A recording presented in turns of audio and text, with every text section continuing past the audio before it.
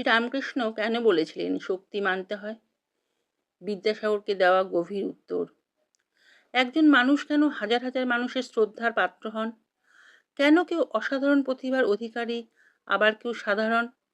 এই প্রশ্নই একদিন উঠেছিল শ্রীরামকৃষ্ণ ও ঈশ্বরচন্দ্র বিদ্যাসাগরের আলোচনায়, আর ঠাকুরের উত্তর আজও আমাদের ভাবিয়ে তোলে। একদিন এক পণ্ডিতের সঙ্গে আলাপচারিতায় শ্রীরামকৃষ্ণ বললেন, তুমি তো গীতা পড়েছ, যাকে সকলে গণ্য করে, মান্য করে, তার মধ্যে ঈশ্বরের বিশেষ শক্তির প্রকাশ থাকে। পণ্ডিত তখন গীতার বিভূতিযোগের শ্লোকের কথা স্মরণ করলেন, যেখানে ভগবান শ্রীকৃষ্ণ বলছেন, জগতে যে ঐশ্বর্য, সৌন্দর্য, মহিমা বা অসাধারণ শক্তি দেখা যায়, তা তারই দিব্য তেজের ক্ষুদ্র প্রকাশ। ঠাকুর তখন পণ্ডিতকে বললেন, তোমার মধ্যেও নিশ্চয়ই তার শক্তি আছে। এরপর পণ্ডিত জিজ্ঞাসা করলেন, আমি যে ব্রত নিয়েছি তা কি অর্ধ বছর পালন করব? ঠাকুর ভাবাবিষ্ট অবস্থায় যেন ওপর থেকে নির্দেশ পাচ্ছেন, এমন ভঙ্গিতে বললেন, হ্যাঁ হবে।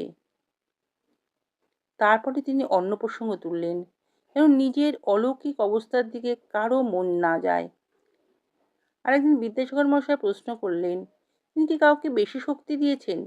শ্রীরামকৃষ্ণের সঙ্গে সঙ্গে বললেন, তবে একজন লোক কেন 100 জনকে হারিয়ে দিতে পারে?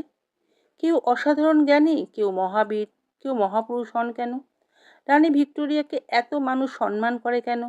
যদি ঈশ্বরের বিশেষ শক্তির প্রকাশ না থাকতো, তাহলে এই পার্থক্য কোথা থেকে আসতো? শেষে ঠাকুর এসে জিজ্ঞাসা করলেন, তুমি মানো কি না?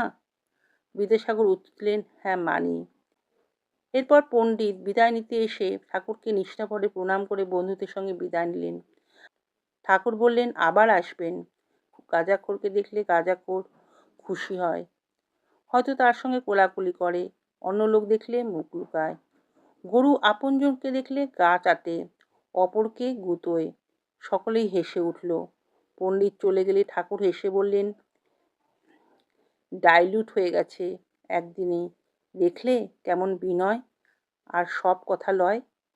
এই হাস্যরসের আড়ালেও ঠাকুরের শিক্ষা একটাই, বিনয়, ভক্তি আর সত্যের পথে থাকাই মানুষের আসল শক্তি। হরে কৃষ্ণ।